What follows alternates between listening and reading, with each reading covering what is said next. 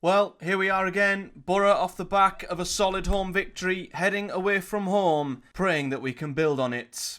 Will it happen this time, or are Boro going to drop another Swansea-like clanger?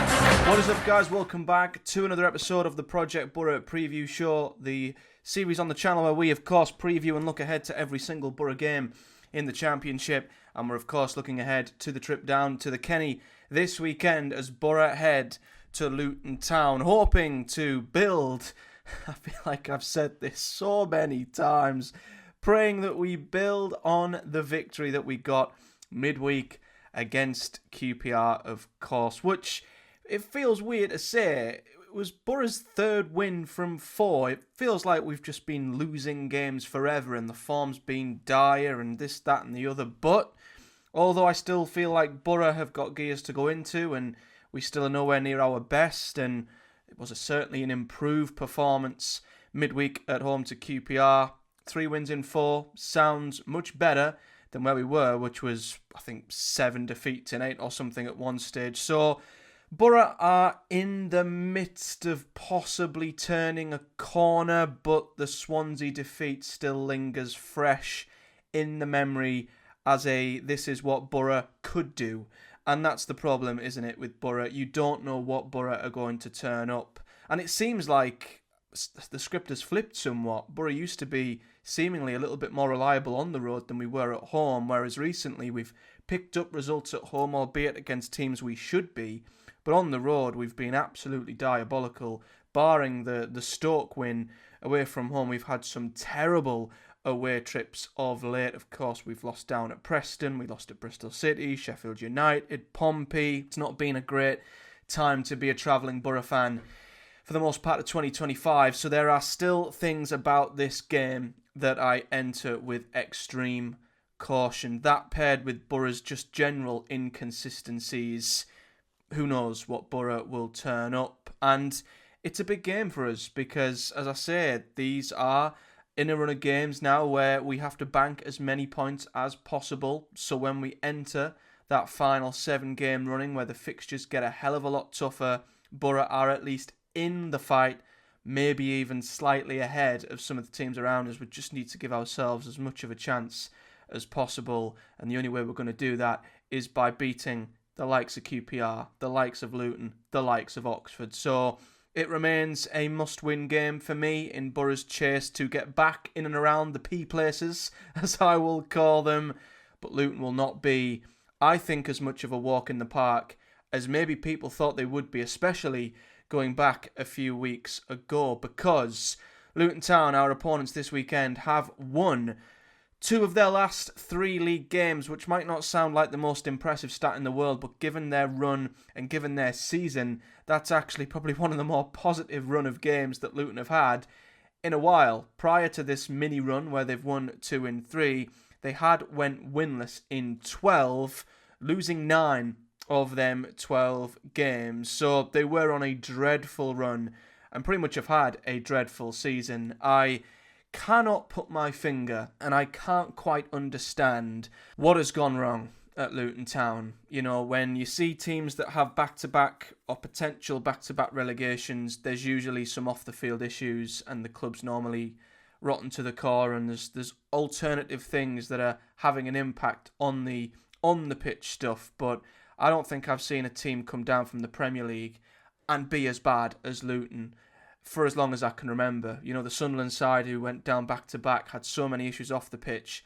I don't understand what has happened to Luton Town. I just don't get it. So if there's any Luton fans watching, please enlighten me on some of the potential problems that have cost you guys this season, because I'm not afraid to admit, in my very, very, very first initial predictions for the Championship this season, I'm going back to July before pre-season had even started, I had Luton going back up.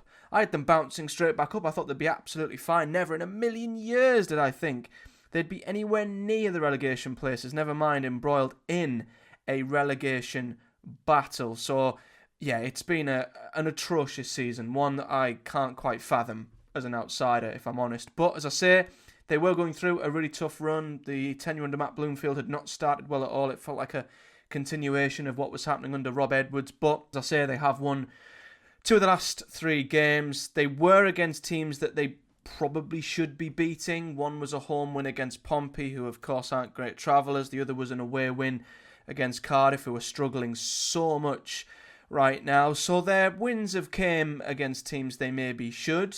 The other game was a 4-0 defeat to Burnley, so I still think them old bad defensive habits are certainly there for Luton Town, but they're a far better team at home than what they are away from home, so Boro are going to have to be wary of that. So let's delve deep into Luton Town then. Of course, they've had a shocker. As I say, they currently sit 23rd in the Championship, in the relegation places. It's quite incredible. They're in there by 2 points, so it's not as bad as it was a couple of games back where they were 5 or so points adrift, so they're back within touching distance of safety now, but it's still far from great reading if you're a Luton Town fan. They've picked up 9 wins this season, 7 draws, and a whopping 21 defeats, the most in the Championship, which I find absolutely insane. They've scored 34 goals, conceded 60.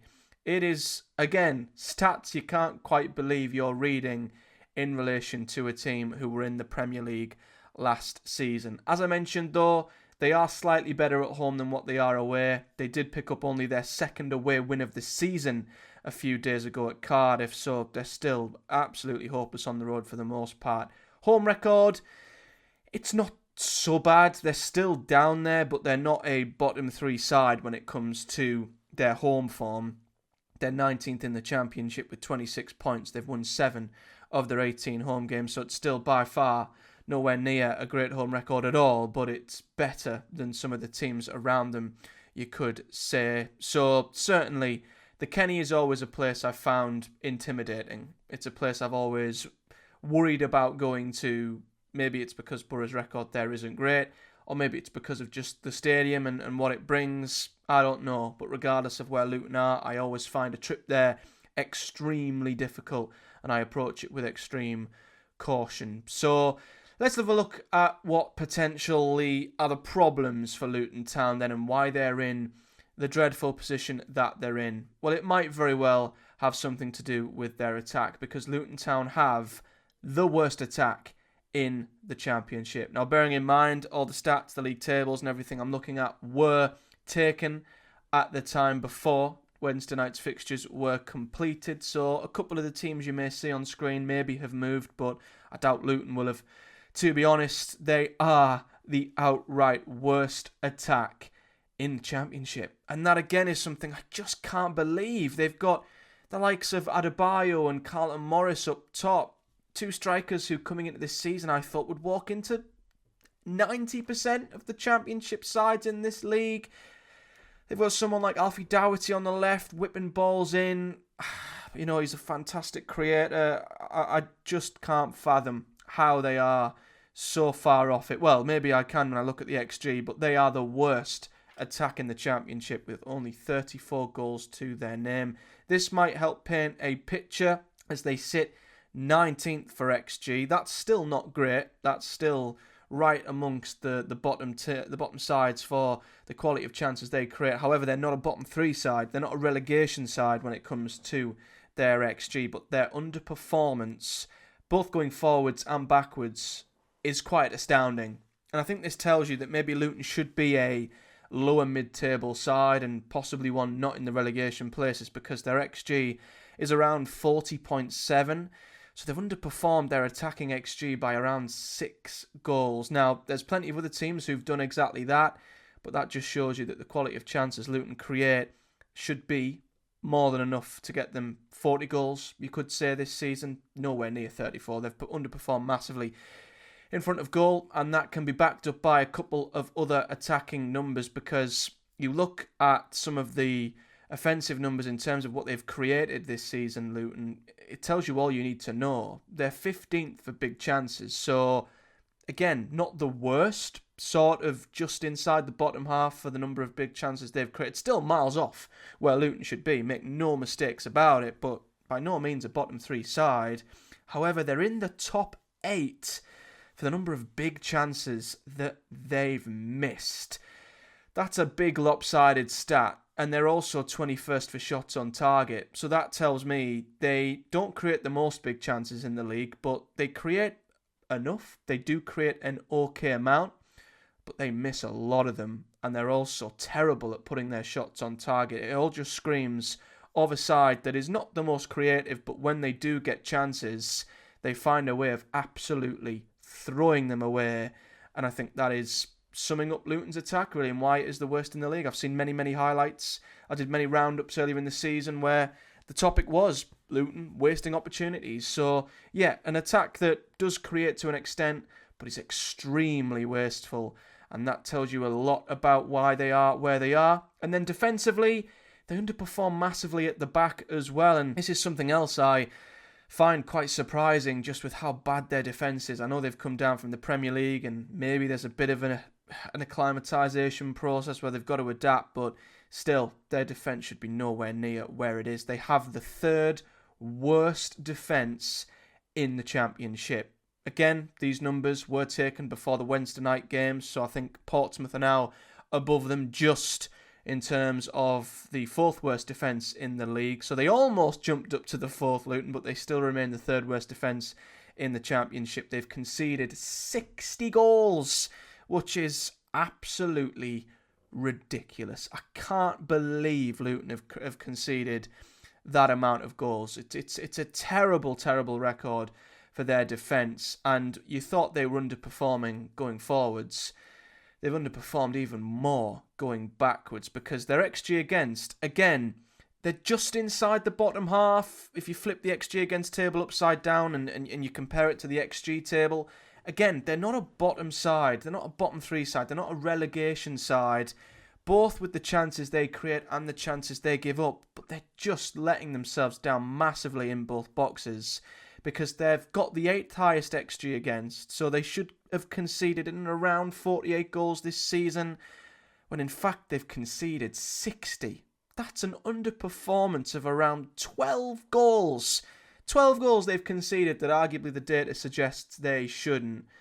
That's not good enough either. So they're letting themselves down massively in both boxes, and I think it tells you a lot about their goalkeeper. Now, I will talk about Kaminski when it gets to their 11 and looking through their starting 11 and some of the players to look out for, but a big reason I think as to why they have conceded a lot more than what they should have, and we could relate a lot to this when we had Seny Dieng between the sticks. They've got a really poor goalkeeper. You know, Thomas Kaminski, he's 19th in the league for save percentage, so that's one of the lowest in the Championship, which isn't great either, and his goal prevented numbers are the third worst in the Championship. So they've got one of the weakest goalkeepers, which might explain why they are in the position that they're in. So, yeah, even with their expected numbers, they've not got an attack or a defence that worries me all that much. The numbers tell me that they won't create all that much, even though they've got some pretty good offensive players, I would still argue, and they do give up a lot of chances as well. And they also score less than what they should, concede more than they should. If that trend was to continue, I'd like to think Boro will have enough and will create enough to hurt Luton and get through their defence. And hopefully, if they do get a couple of chances, which Boro may hand them, with our defence at the moment being so injury-ridden, we might be banking on them continuing to do what they've done all season, and that's blow gaping chances that they might get. Looking at their team then, it's an interesting one. Luton set up in a 3-5-2. They've always utilised wing-backs, which is a system I've always liked. I've always said 3-5-2, 3-4-3. I just like them systems because they're so adaptable. The wing-backs can drop back into a back five, and I think it can allow you to switch from a defensive shape to an offensive one really quickly. But they play with a 3-5-2, and there'll be a couple of players in there you probably recognise, one especially on the right-hand side. I've discussed Kaminski in goal, not a great goalkeeper, one I hope Boro test quite a bit, because I think we can definitely get some joy there. Potentially a reason as to why Luton have the bad defence they do. It could have something to do with their wing-backs. They do seem like two very offensive wing-backs, albeit I do credit Isaiah Jones. He is and was a very good defensive wing-back as well when he was at Boro. Can't say how he's been for Luton. I don't quite know how he's done there, if I'm honest. But yeah, their back three clearly is by no means the most secure of back threes. but they've not got a great goalkeeper behind them. Of course, the wing-backs are massive because Luton are a very high crossing side. They're actually third in the Championship for the most accurate crosses per game, so they do like to get the ball out wide, and they do put a fair few accurate balls into the box. And I don't care where they're at in the league, if you've got wing-backs chucking crosses into the likes of Morris and Adebayo, I still worry massively that them two still have the capabilities to convert them crosses and put them chances away. So still very sceptical, still very concerned that they have some very good Championship players who are just letting themselves down massively. And with Borough's makeshift defence, they might want to really, really target that back four. But they do get a lot of joy from both sides. Of course, we all know about Isaiah Jones. We know how good he can be as a wing-back. That was definitely his best position at Boro. And we know what he can do when he gets to the byline and he makes them low cutbacks into the box. Alfie Doherty on the other side is just a fantastic creator in his own right. He's their top assister this season with 4. I would have expected him to have more, but we do know what good of a left foot he has from dead ball situations as well.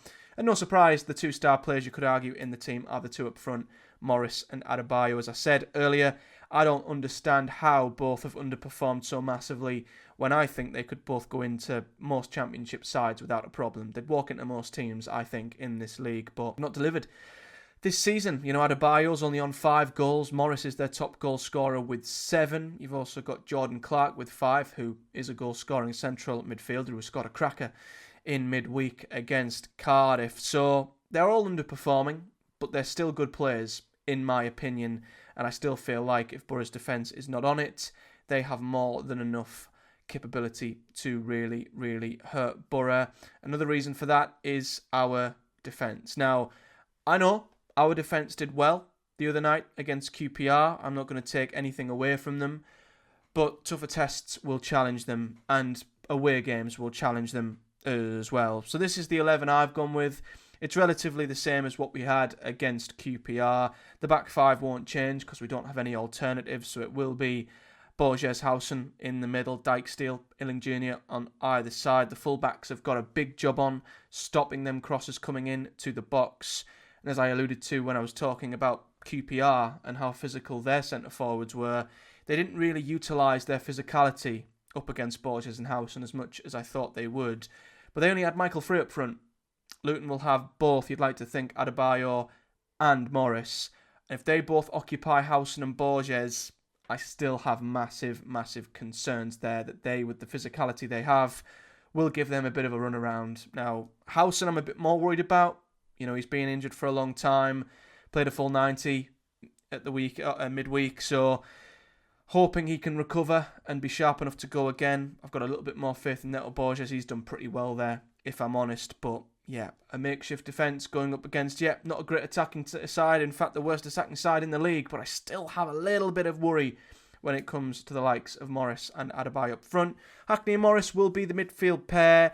And then I think we will stick with Bergsorg on one side and Azaz on the other. It could be the flip of a coin whether we go with Iheanacho or Morgan Whittaker. I think the only reason he might go with Iheanacho is because he started the last game and Boro were very, very good in that first half against QPR. But he might also bring Whittaker back in. I don't know. It could be the flip of a coin between the two of them with Tommy Conway up front. So that's the Boro team. I don't really have any worries about us going forward. I feel like with Luton's defence, I'd like to hope that attacking 4 and Boro's midfield pair will have enough to create enough. It's obviously just Boro's makeshift defence, which I'm always going to have worries about, especially when you've got a side like Luton who just love chucking balls into that box with 2 big lads in the centre of it. Looking at the head-to-head, it's even reading overall when you look at both sides. However, Boro's record at the Kenny is not great. So, of the limited number of games that Luton and Boro have had in the Championship, only 9 meetings between the two of them. Boro do edge it between the two sides with 4 wins to Luton's 3. 2 draws in there as well, but this fixture has often lent towards the home side. Of course, Boro had an unbelievable home win earlier in the season against Luton when we won by 5-1, and we've been pretty good at home against Luton over the years. They've only won 1 of their 5 trips to the Riverside. I believe Boro have won every single other one at the Riverside, but equally they've been just as good at the Kenny against Boro, because in our 5 trips there so far, our 4 trips there so far, we've never won at the Kenny. We've not won there in our most recent Championship League meetings. We drew 3-3 there under Jonathan Woodgate in the opening game of the 1920 season. We then drew 1-1 there at the end of the 2021 season. We lost 3-1 there, of course, in 2021. And then when we were both going for the playoffs in April of 2023, we lost 2-1 in that game as well. It was courtesy of a Carlton Morris dive, though, when he jumped over Zach Steffen and conned the referee out of a penalty. I'll never forget that. So, Boro's record there isn't great, and maybe that's why I have such a hesitant caution about Boro going to the Kenny. But of course, they're not in great form. They've had a terrible season, but I think they have entered a slight green patch where they've improved. So maybe it's not the best time for Boro to be going there when they've just gotten a very, very rare away victory. That might really buoy the Luton Town players. So Boro can't rock up there and look at Luton and think, yeah, they're 23rd. This will be an easy walk in the park. Can't afford to do that at all. They're on a bit of a high. They've come off some good results. And most importantly, they're fighting for their lives. They're scrapping. They're going to fight. They're going to want this. And we all know how susceptible Boro can be to falling apart when we get embroiled in a fight.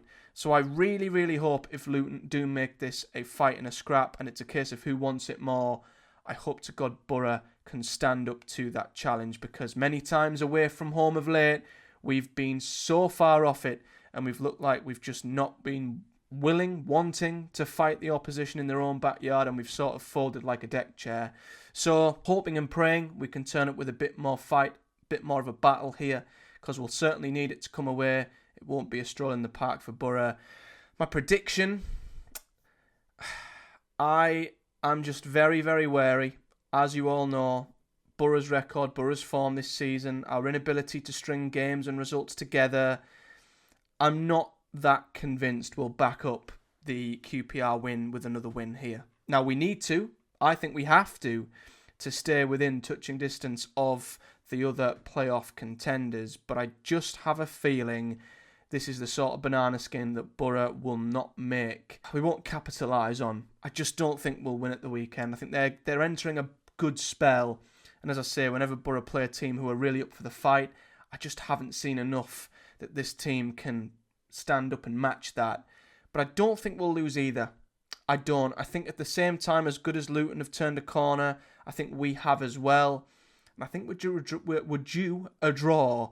We've not drew in quite a while, actually. It's pretty much been wins and losses for as long as I can remember. In fact, if we even drew a game in 2025, yeah, we drew against Cardiff on January the 4th. That was the last draw we had.